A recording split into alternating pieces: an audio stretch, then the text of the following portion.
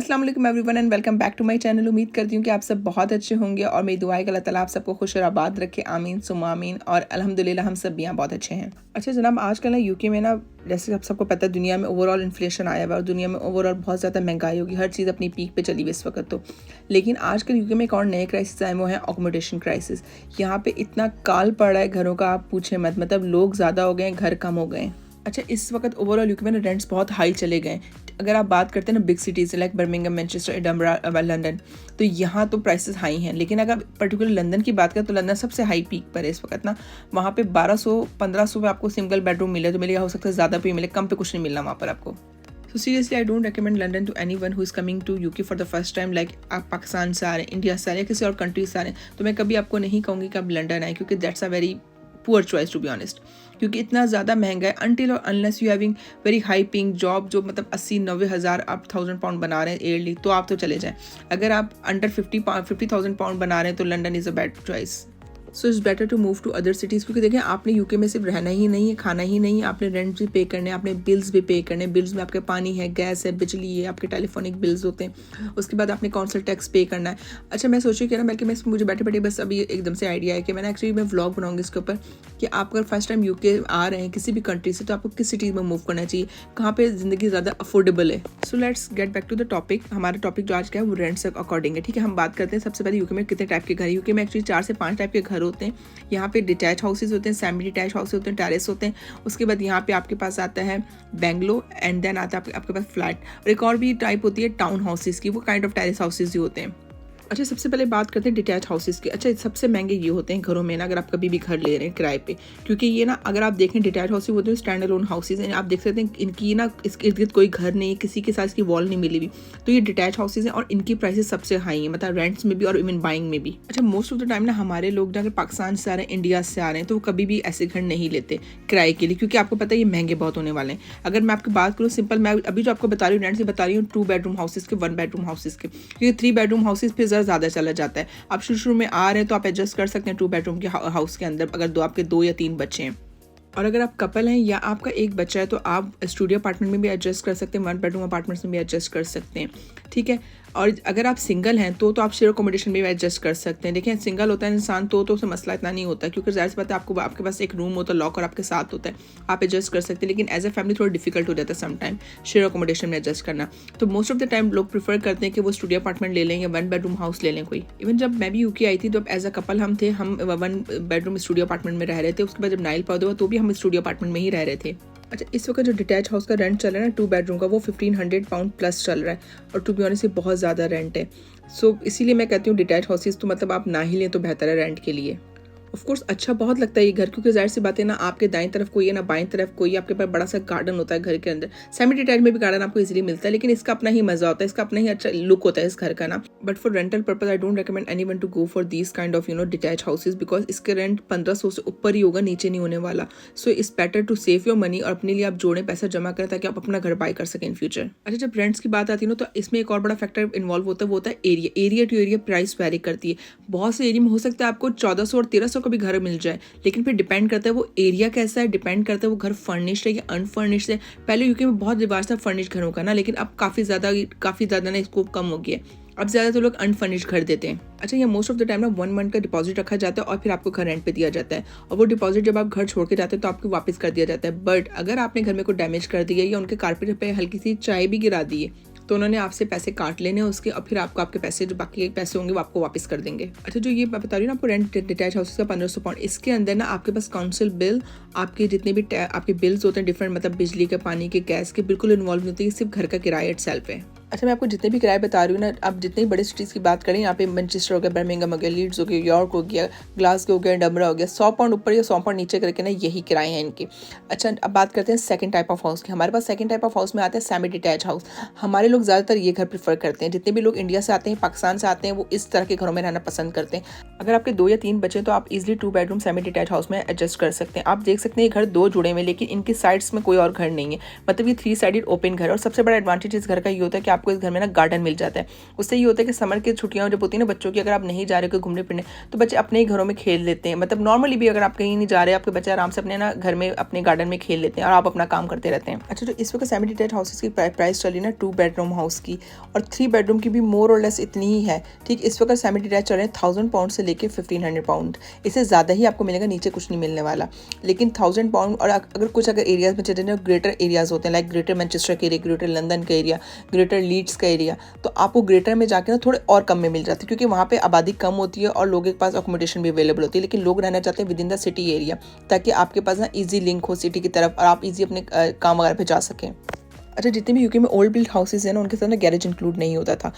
Like semi detach का garage आपको नहीं मिलता था और आपको डिटैच के साथ भी नहीं मिलता था। अब तो खैर बहुत ज़्यादा रिवाज होने लगे कि आप बनने लगे, लेकिन ये होता है कि आपको ड्राइववे मिल जाता है, आप अपने घर के आगे गाड़ी पार्क कर लेते हैं। अगर ड्राइववे नहीं भी होता तो आप रोड पर पार्क कर लेते हैं वो गाड़ी।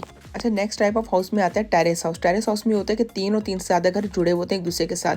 आपके दाएं तरफ भी घर होते हैं और आपके बाएं तरफ भी घर होते हैं, लेकिन इसका डिसएडवांटेज सबसे ज़्यादा ये होता है कि आपके पास ना ड्राइववे नहीं होती, आपके पास कोई गैरेज भी नहीं होता और आपके पास most of the time garden भी नहीं होता घर में। लेकिन ज़्यादातर टेरेस हाउसेज में ना आपको छोटा सा बैकयार्ड जरूर होते हैं, जहाँ पे आप ना छोटा सा सिटिंग एरिया बना सकते हैं, अपने 2-4 चेयर्स रख सकते हैं, या आप वहाँ पे अपने बिन्स रख सकते हैं, थोड़े बहुत कपड़े सुखा सकते हैं अगर धूप निकल आए यहाँ पर। But still it's not a bad idea कि अगर आप यूके आ रहे हैं, आपको घर चाहिए रहने के लिए, कोई जगह चाहिए रहने के लिए, तो टेरेस हाउसेज भी बुरे नहीं है। बस ये होता है कि यहाँ पे प्राइवेसी नहीं होती, आपको खुद भी बड़े सुकून से रहना होता है। अगर आपके बच्चे हैं तो शोर शराबा कम करना होता है और अगले भी आप ज़ाहिर सी बात है इस बात का ख्याल रखते हैं। यहाँ पे बहुत ज़्यादा इस बात में ना झगड़ होते हैं नेबर्स में। अगर आपके बच्चे शोर बहुत ज़्यादा करते हैं या उनके बच्चे बहुत ज़्यादा शोर करते हैं, तो फिर आप लोग के ज़्यादा ना बड़े बहस में बहस होते हैं। लोग तो यहाँ पुलिस से बुला लेते हैं एक दूसरे के ऊपर। पर यकीन माने किराए तो इन घरों के भी कम नहीं है। इस वक्त इसके जो किराए चले वो 850 से लेकर 1200 पाउंड तक चले टेरेस हाउसेज के किराए। और यकीन माने इतना इतना शॉर्टेज है यूके में घरों का, लोगों को जो भी मिल रहा है 1 बेडरूम मिलता है, 2 बेडरूम मिलता है, बस वो कहते हैं हम ऑक्यूपाई कर लें, उसके बाद हम बैठ कर देख लेंगे यार कहीं और अगर हमने घर लेना है किराए पे, क्योंकि यहाँ पे नहीं घर मिल रहे किराए पे किसी को भी। अच्छा, मैं जितने भी आपको किराए बता रही हूँ ना, ये अनफर्निश घरों के किराए, फर्निश घरों के किराए इससे ज़्यादा ही होंगे, कम नहीं होंगे। तो ये बात आपको शुरू में बता देते हैं, आपसे पूछ भी लेते हैं जब आप घर देख रहे होते हैं कि आपको अनफर्निश चाहिए, फर्निश चाहिए। फर्निश चाहिए तो फिर आप ज़्यादा अपना बजट रखें, अनफर्निश चाहिए तो थोड़ा बजट आपका कम हो जाता है फिर। लेकिन अगर आप टाइट बजट में तो go for the unfurnished as well, आप गुजारा कर लेते हैं। आप सर पे छत होता है, इंसान घर में बैठ के अपने आप सोच लेता है, कुछ ना कुछ कर लेता है अपने लिए। अच्छा, मैंने आपको जितने भी यहाँ पे रेंट्स बताए ना, ये 2 बेडरूम हाउसेज के रेंट्स हैं। हो सकता है 3 बेडरूम भी आपको इसी प्राइस में मिल जाए, पर इट्स डिपेंड्स वो कितना दूर है सिटी सेंटर से। अब जितना सिटी सेंटर से दूर जाते जाएंगे उतना ही आपको रेंट सस्ता मिलता जाएगा। पर उसका सबसे बड़ा डिसएडवांटेज होता है मोस्ट ऑफ द वर्क जो अवेलेबल होता है ना, वो सिटी सेंटर के इर्द गिर्द अवेलेबल होता है। फिर आपको वही पैसा जो आप बचाते हैं रेंट से, वो आपको ट्रांसपोर्टेशन पे लगाना पड़ जाता है। सो आई वुड अगेन से चूज़ योर हाउस वाइजली। जितना ज़्यादा पॉश एरिया है उतना ज़्यादा काउंसिल टैक्स है, जितना बड़ा घर है उतने ज़्यादा उसके बिल्स हैं, उतना ज़्यादा इलेक्ट्रिसिटी का खर्चा है, जितना सिटी सेंटर के करीब घर है उतना ज़्यादा महंगा, जितना सिटी सेंटर से दूर है उतना ज़्यादा सस्ता है। तो ये आप चीज़ें माइंड में रखें, फिर आप रेंट्स को देखें। अच्छा जी, last but not the least हमारे पास टाइप आती है वो है फ्लैट्स की। फ्लैट्स जो है ये मतलब बड़ी कॉमन यहाँ पे अवेलेबल होते हैं। हर बंदा जो सिंगल होता है या फिर जिनका एक छोटा सा बेबी होता है या फिर वो कपल होते हैं, वो प्रेफर करते हैं फ्लैट्स में, क्योंकि ये चीप पड़ जाता है एज़ कम्पेयर टू हाउसेस के। और आजकल जो रेंट चल रहा है फ्लैट का 650 पाउंड से लेकर 900 पाउंड तक चल रहा है। ये बता रही हूँ आपको 1 बेडरूम फ्लैट का। 2 बेडरूम का इससे थोड़ा सा ज़्यादा होगा, ये 900 से लेके आपको 1100 तक पड़ जाएगा वो। लेकिन these are cheap as compare to houses. और लेकिन बस इसमें ये होता है कि इसमें प्राइवेसी कम होती है हाउसेस के कंपैरेटिवली। बट यूके के flats are very secure. I personally believe कि यार जो फ्लैट्स है ना यूके में, वो घरों से ज़्यादा सिक्योर है। सबसे बड़ी बात होती है नो एक्सेस फ्लैट हो तो most of the time. No access का मतलब होता है कि कोई बंदा आपसे पूछे बिना अंदर आ नहीं सकता। हर बंदे के पास इंटरकॉम सिस्टम होता है हर फ्लैट के अंदर, और आपसे वो पहले इंटरकॉम में पूछते हैं, आप उन्हें परमिशन देते हैं, आप उनका गेट खोलते हैं तो वो ऊपर आते हैं। ज़्यादातर नो एक्सेस फ्लैट्स होते हैं यहाँ पर। सो अगर आप दिन के वक्त अकेले हैं घर में, रात के वक्त भी अकेले हैं घर में, तो आपको डर नहीं होता कि यार कोई भी कहीं से आ जाएगा और कोई भी कहीं से आके नॉक कर देगा दरवाजे पे। ऐसा कुछ नहीं है, आप आराम से सिक्योरली अपने घर में रह सकते हैं बिना टेंशन के। वैसे तो पूरा यूके सिक्योर है, but still I feel like flats are more secure than houses. लेकिन इसका डिसएडवांटेज ये कि प्राइवेसी नहीं होती। जाहिर सी बात है फ्लैट्स से सब एक दूसरे के साथ जुड़े हुए हैं, और यहाँ पे मतलब अगर आप ज़रा से ऊंचा ज़रा सा घर में बोलते हो तो 2 घर आपकी आवाज़ सुन लेते हैं। यही टेरेस का भी मसला होता है। अगर टेरेस में ज़रा सा घर में आप ज़्यादा ज़ोर से बोल रहे हैं या इर्द गिर्द आपके घर में लोग आए हैं, शोर हो रहा है, मेहमान आए हुए, तो उनकी घर की आवाज़ें आपके घर में और आपके घर की आवाज़ें सारी उनके घर में जाती हैं।